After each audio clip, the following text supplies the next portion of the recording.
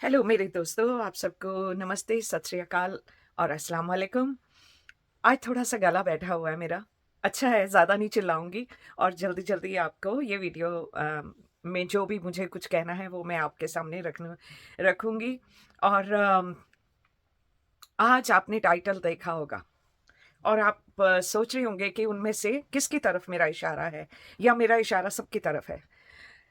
मैं ये कहना चाहती हूँ इस वीडियो के थ्रू कि हमारे माशरे में हमारी कोई भी कंट्री हो, हम लोग इंडिया में हो या पाकिस्तान में हो या दुनिया की किसी भी बाहर की कंट्रीज में हो, हमेशा हमेशा लोग अगर कसूर निकालते हैं तो दूसरे का निकालते हैं। अगर लोग देखते हैं गुनाहों की नज़रों से, अगर किसी को ये साबित करना हो कि कौन गुनहगार है, तो हमेशा ऐसे उंगल की जाती है, ऐसे नहीं की जाती, कभी किसी को। और दूसरी बात, कोई खुद आके अपने गुनाह नहीं बताता है। कभी नहीं कोई आके कहेगा, मैं इतना गुनहगार हूँ, मेरे से ये गलतियाँ हुई, ये गलतियाँ हुई। हाँ, आम डायलॉग में लोग मोस्टली ये कह देंगे कि मैं बहुत गलतियाँ करता हूँ, मेरे से बहुत गुनाह हुए हैं, सब इंसान गुनाह करते हैं, ऐसे गोल-मोल बात सब लोग कर देंगे। लेकिन आके अपनी गलतियों को कबूलना, सबके सामने कहना कि मैं इतनी उम्र में मैंने ये किया, इतनी उम्र में मैंने ये किया और क्या-क्या जो दुनिया ने रूल्स बनाए हुए हैं, उन रूल्स से मैं बाहर गया या गई, ये हर किसी के बस की बात नहीं है। लोग मुझे कहेंगे कि मैं सितारा की सपोर्टर हूँ, तो मैं किसी और की तरफ इशारा क्यों कर रही हूँ? मैं किसी एक की तरफ इशारा नहीं कर रही हूँ, मैं एक जनरल बात कर रही हूँ कि कभी भी दुनिया में अगर कोई गुनाह करता है, तो वो अपने गुनाह छुपाने की कोशिश करता है। वो अपने गुनाह कभी भी किसी को ओपनली आके बताता नहीं है। और जब कोई आके अपने गुनाह सामने, सारी दुनिया के सामने जब कबूल करता है और एक-एक बात बताता है, अपनी एडिक्शन की बात, अपने रिश्तों की बात, अपने माँ-बाप की बात, अपने भाई-बहनों की बात, अपनी पूरी फैमिली की बात, कोई ऐसे एक्सपोज़ नहीं करता। जब कोई आके ऐसे बात कहता है, उस इंसान ने बहुत चोट खाई है। लोग कहेंगे कि चोटें तो हर किसी को मिलती हैं, ऐसी कौन-सी बड़ी बात है? हर किसी अब अगर ये ल जिनकी मैंने थंबनेल पे पिक्चर लगाई, अगर उनकी भी बात करें एक-एक का, तो कहेंगे उसने भी चोट खाई, उसने भी चोट खाई, उसने भी चोट खाई। तो इसमें से किसकी चोट सबसे गहरी है? तो देखिए, चोट हर इंसान खाता है ज़िंदगी में। मैंने बहुत सी चोटें खाई। आप में से बहुत जो इस वीडियो को देख रहे हैं, आपकी ज़िंदगी में भी कई बार बहुत उथल-पुथल मची होगी। लेकिन कई लोग ज़िंदगी में प्रॉब्लम आने से सँभलते हैं, स्ट्रॉन्ग बनते हैं और आगे से ज़िंदगी में ऐसी गलती नहीं होने देते। कई लोग ऐसे होते हैं जो थोड़े से इमैच्योर होते हैं। क्योंकि उनका बचपन ऐसा गुज़रा है कि उनको मैच्योरिटी क्या चीज़ है इस बात का पता नहीं चला। रिश्ते क्या चीज़ है पता नहीं चला। कभी माँ पास है, कभी माँ पास नहीं है। कभी बाप है केयर करने के लिए, कभी नहीं। कभी भाई हैं, भाइयों ने कितना कर सकते हैं भाई? खुद भाई अगर अपने बच्चों को देख रहे हैं तो वो साथ में अपने सिबलिंग्स को उनको कैसे देखेंगे? सिबलिंग से मेरा मतलब है छोटे भाई-बहन। या बाकियों को देखना घर वाले लोगों को, कितना वो देख सकते हैं। और उम्र क्या मायने रखती है? बहुत मायने रखती है। किस उम्र में आप किस हादसे से गुज़रे और उसका क्या असर पड़ा आपके दिमाग के ऊपर, ये बहुत मायने रखती है। और जैसे-जैसे छोटी उम्र से आप घर में झगड़े, आप घर में मार-पिटाई, आप घर में अल्कोहल अब्यूज़ और ड्रग अब्यूज़ और ऐसी चीज़ें देखते हो, उतना आपके दिमाग के ऊपर असर पड़ता है।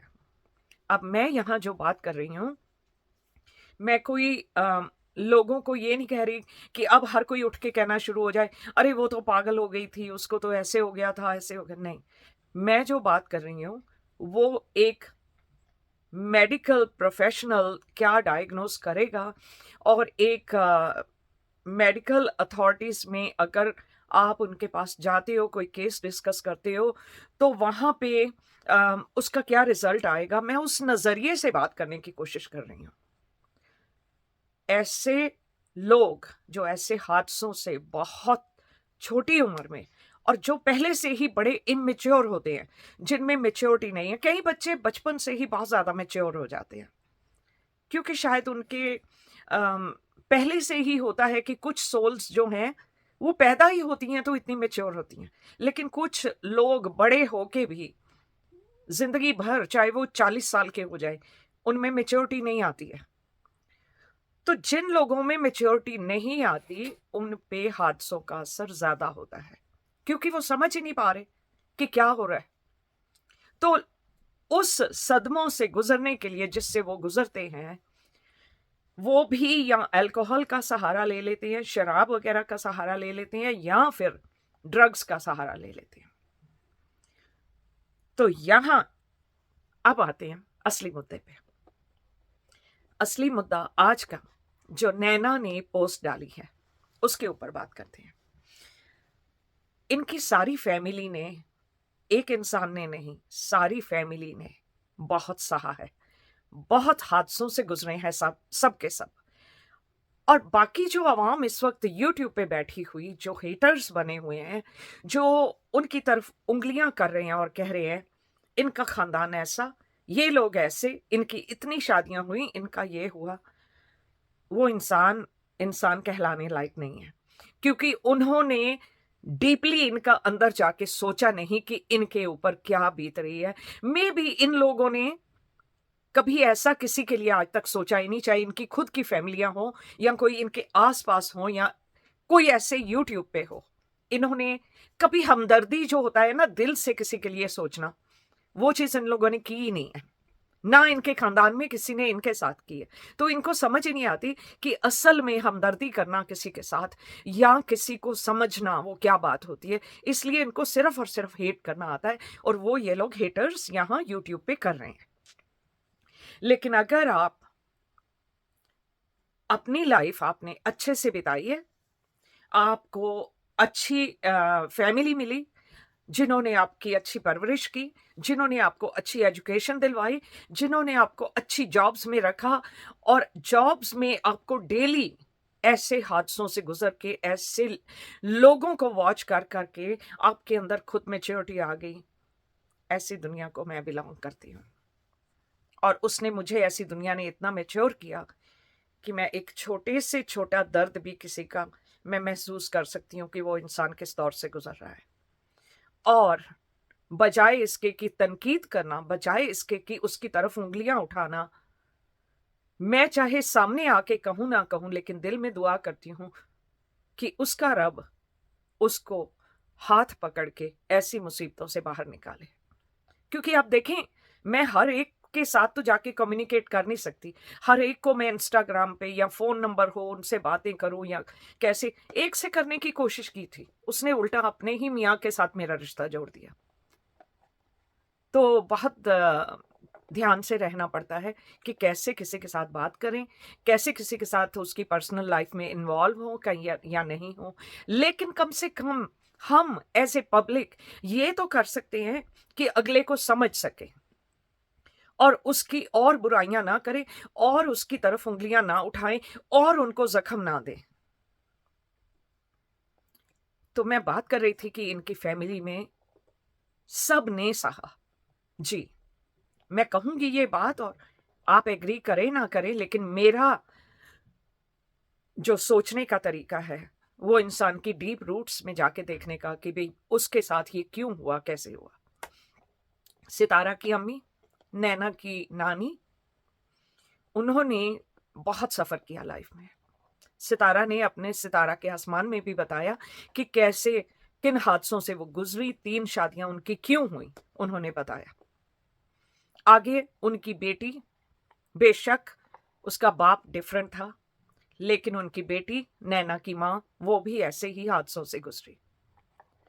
एक मियाँ उसका, अगर उस वक्त वो बुरी आदतों में फंसे हुए थे, दिलबर ने इस बात को झुठलाया कि नहीं मेरे अब्बू ऐसे नहीं थे, लेकिन नैना ने आके कहा हाँ वो पहले शराब पीते थे, पहले जुआ खेलते थे, अब नहीं। इस बात से ही आप अंदाजा लगा सकते हो कि नैना जो है वो इमेच्योर है। वो इतनी उसमें एज के हिसाब से मेच्योरिटी नहीं आई, क्योंकि दिलबर ने घर की बात को पर्दा डाल के उसने कह दिया, नहीं मेरे अबू ऐसे नहीं थे। लेकिन अगर कोई बात है तो उसको एडमिट करने में शर्म नहीं आनी चाहिए, क्योंकि वो तो पास्ट था। पास्ट में हम लोग हजारों गलतियां करते हैं। असली इंसान कौन है? जो अपनी गलती को एडमिट करके आगे बढ़े और कहे, हाँ मैं था बुरा, मैंने इतना कुछ किया, ये गंद किया, लेकिन अब मैं आगे की जिंदगी अच्छी तरह बिताना चाहता हूं। और नैना ने जब घर में ऐसे मार पिटाई देखी, जब फादर को अल्कोहल पीते देखा, सब कुछ है। बहुत फैमिलियों में ये होता है कि आदमी लोग बहुत ज्यादा ड्रिंक करते हैं और ड्रिंक के बाद उन्हें कोई ना भी बात हो, कोई बाहर की बात हो, कोई बाहर की बात उनको तंग कर रही है, लेकिन वो बात वो घर में आके डिस्कस नहीं कर सकते हैं, तो वो फिर गुस्सा जो है वो अपने घर वालों के ऊपर निकालते हैं। तो अगेन मेंटल सिचुएशन आ गई कि भाई असल में बात क्या है। ये बात नहीं किसी ने समझी कि इसको परेशानी क्या है, क्या था जो इसको डिस्टर्ब कर रहा था, क्या था जो इसको इतना गुस्सा आ गया और इसने मारा और ये किया। खैर जो भी था इनका मसला, लेकिन बाबर अकबर और नैना की मां को भी इन हादसों से गुजरना पड़ा, क्योंकि ऐसे रिश्तों में रहना आसान नहीं होता है, जहां पे मर्द बार बार हाथ उठाए, तंग करे, घर में पैसा ना हो, तो कहीं से भी कोई एक और उम्मीद अगर नजर आती है कि अगर मैं यहां छोड़ के मैं दूसरी जगह अगर शादी करवा लूं तो हो सकता है मेरे लिए बेहतर हो। अब फ्यूचर को हम लोग प्रिडिक्ट नहीं कर सकते, हमें नहीं पता फ्यूचर अच्छा होगा कि नहीं होगा, लेकिन कोशिश तो करते हैं ना। तो नैना की मां ने भी कोशिश की, लेकिन नहीं, उनकी किस्मत में शायद सुख आराम नहीं लिखा था, तो वहां भी उन्होंने धक्के खाए। तीसरी बार उन्होंने फिर कोशिश की।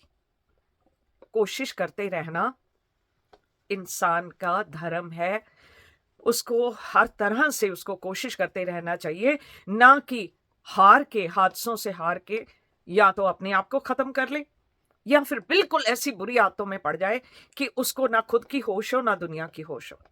तो कम से कम उन्होंने तीसरी बार कोशिश की। अगेन नहीं है किस्मत में सुख तो नहीं मिलेगा, तो नहीं मिला उनको।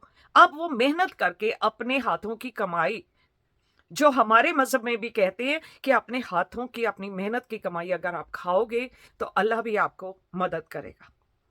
तो अगर वो काम कर रही हैं तो कोई बुरा नहीं कर रही हैं, करने दो। अब बात आती है सितारा पे। इन सब में से हादसों से गुजर के, सेम सिचुएशंस घर में देख के, छोटी उम्र में बाप को खो दिया, जल्दी शादी हो गई, ससुराल वाले ठीक ठीक थे लेकिन तंग करने वाले भी थे, हस्बैंड साथ था, अच्छा था, केयर करता रहा है, अब भी कर रहा है, लेकिन वो सऊदीया चला गया। तो बीवी पीछे अकेली है, बाकी घर के लोग जैसे चाहें उसके ऊपर रूल करें। मतलब कहने का ये है कि सितारा ने बहुत कुछ सहा, बहुत कुछ, लेकिन उसकी अच्छाई वो नैना की तरह ना तो किसी नशे में पड़ी, ना कहीं किसी और मर्दों के साथ जाके कराची छोड़ के लाहौर चली गई और वहां दूसरे मर्द के साथ सिर्फ ये कह रही है कि मैं उसको पसंद करती थी। अरे इतनी जवानी में और इतने नशों में कौन से जवान लड़का लड़की साथ रह रहे हैं और उन्होंने कुछ किया नहीं है और वो सिर्फ उसको एक दूसरे को लाइक कर रहे थे। ये क्या मानने वाली बात है? ये नैना तुम बहुत बेवकूफी वाली जब बात यहां कर गई हो। तो सितारा ने कम से कम अपनी शादी को बरकरार रखा, एक ही शादी की, उसी शादी में अब तक टिकी हुई है, इज्जत से अपने ससुराल के साथ भी रह रही है। ससुराल वाले माने या ना माने, लेकिन वो उनकी सबकी मदद कर रही है और सबको खड़ा कर रही है। जो भी कोई उसके घर का उसके साथ आके कहता है कि उनको किसी बात की तकलीफ है, कोई कुछ है, वो उनके लिए खड़ी है, उसकी मदद कर रही है। बाबर और दिलबर दोनों ने बहुत ही टफ बचपन देखा, बहुत ही टफ बचपन देखा। छोटी सी उम्र में काम करना पड़ा और फिर एक छोटे से बच्चे को अकेले संभालना और साथ में छोटी बहन को भी संभाला। सल्यूट है दिलबर को। सच्ची में इतना सब्र, इतनी हिम्मत और इतना अच्छे से उसने जो जिंदगी बिताई, और अब अपने अब्बू को अपने पास रखा हुआ है कि एक तो वो साथ रहेंगे तो बच्चों में छोटे में इन्वॉल्व रहेंगे, और उनकी जो शराब वगैरह की जुए की आदत थी वो भी गई। और अब भी चाहते थे कि उनकी माँ की शादी उनके अब्बू से दोबारा हो जाए ताकि माँ भी एक अच्छी जिंदगी रहना शुरू कर दे। लेकिन हर कोई ठोकरें खा के नहीं सीखता है, हर कोई ठोकरें खा के अच्छा इंसान नहीं बन जाता। जैसे दिलबर और बाबर ठोकरें खा के आज एक अच्छे स्ट्रॉन्ग पिलर की तरह अपनी फैमिली के लिए खड़े थे। जैसे एक बिल्डिंग है, बिल्डिंग के दोनों तरफ दो बड़े पिलर ऐसे खड़े हैं, उसकी छत को उन्होंने अपने ऊपर टिकाया हुआ है। वो थे दिलबर और बाबर। थे क्या हैं? वो हैं दिलबर और बाबर। लेकिन जो छत है मां, और जो साइडें हैं दीवारें बहन, उन्होंने परवाह नहीं की। उन्होंने कहा हमें उड़ना है तो उड़ने दो, तुम जहां हो खड़े रहो, हमें तुम्हारी जरूरत नहीं। और दूसरी ओर सितारा चुपचाप अपने बच्चों को संभाल रही है, अपनी फैमिली को संभाल रही है, जो उससे बन पड़ता है हर एक के लिए कर रही है। लेकिन लोग बार बार उसकी तरफ उंगलियां उठाते हैं, बार बार उसको बुरा कहते हैं। अब इन सब में से गुनाह किसने किए हैं? और सबसे बड़े साथ हैं मामू। मामू जो आके सबसे पहले अपना मुंह खोल के बोलने शुरू हुए।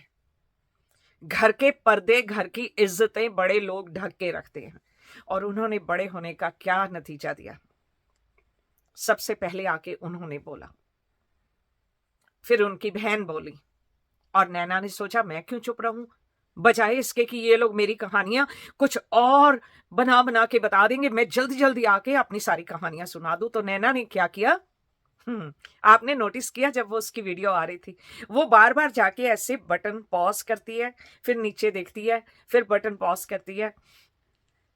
उसने नोट लिख के रखे हुए थे, उसने हेडलाइंस जैसे वो लिख के रखी हुई है कि मैंने ये बोलना है, ये करना है, ये कहना है।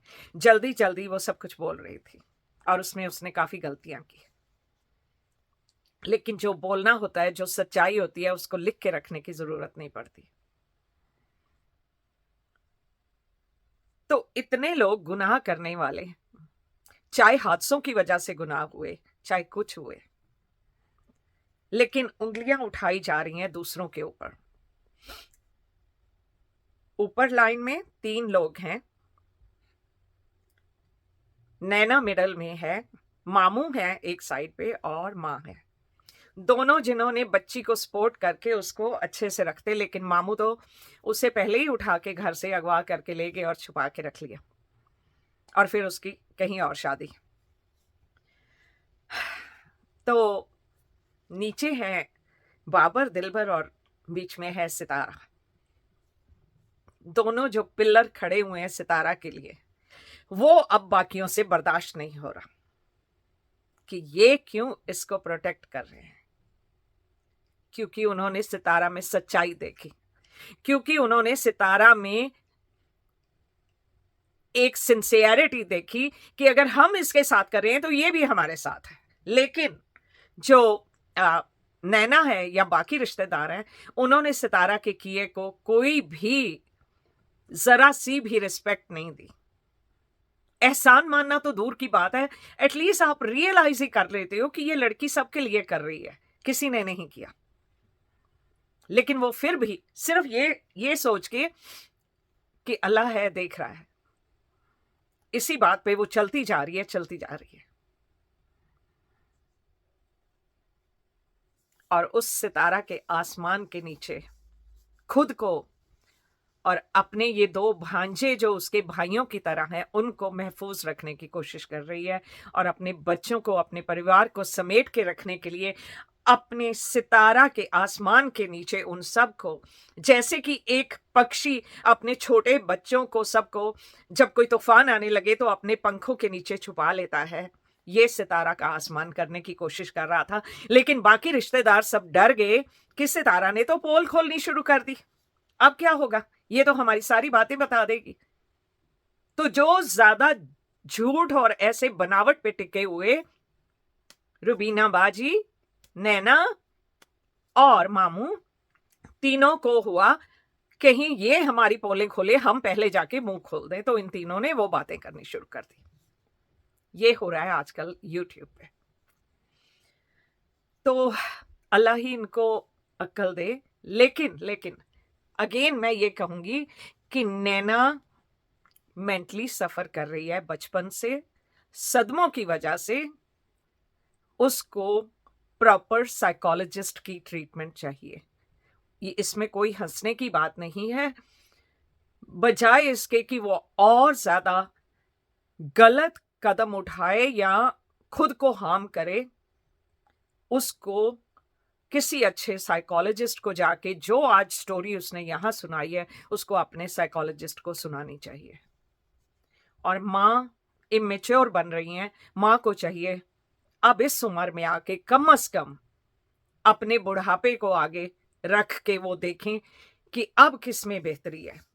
और बेहतरी तो इसी में है कि दिलबर बाबर के अब्बू उनसे जाके समझौता कर लें। कम से कम बेटे साथ होंगे और बेटों से, माँ है बेशक, लेकिन उनको माफी मांगनी पड़ेगी। जो अल्फाज उन्होंने अपने बेटों के लिए इस्तेमाल किए हैं, उनको माफी मांगनी पड़ेगी।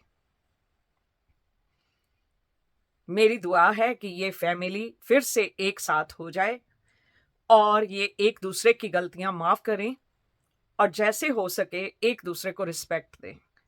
और प्लीज प्लीज, सितारा से इतनी जेलसी अच्छी नहीं है। वो आपको जवाब नहीं देगी, लेकिन उसका अल्लाह जवाब देगा। सो अपना ख्याल रखिए सब लोग।